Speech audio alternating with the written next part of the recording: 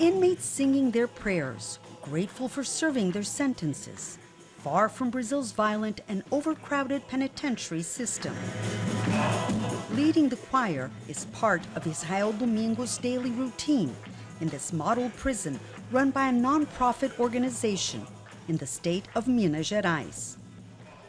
The 34-year-old convict has spent half his life in and out of jail for attempted murder, armed robbery, and drug trafficking.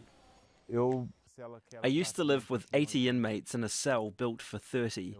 Like most convicts, I spent my time thinking about the crimes I'd commit when I was released, but not anymore.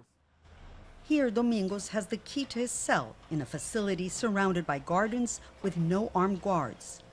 It's a far cry from Brazil's typical jails, where inmates lived in crammed spaces, often without mattresses, adequate hygiene, or food.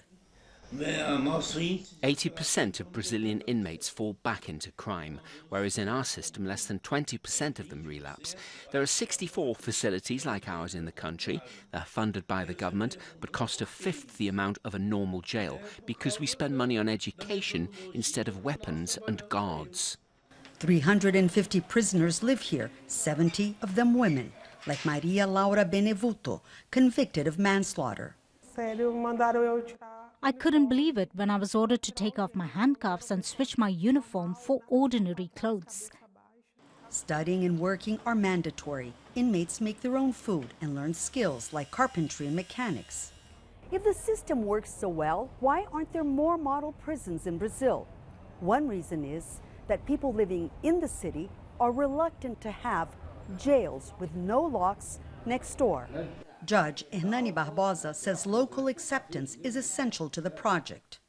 We faced a lot of resistance at first. People want criminals locked up and far away, unless the criminal is part of their family. That's why it's also necessary to have a judge committed to the project. It's up to the judge to decide who qualifies for the model prison. Prerequisites are good behavior and a long sentence, so inmates have time to finish their rehabilitation program.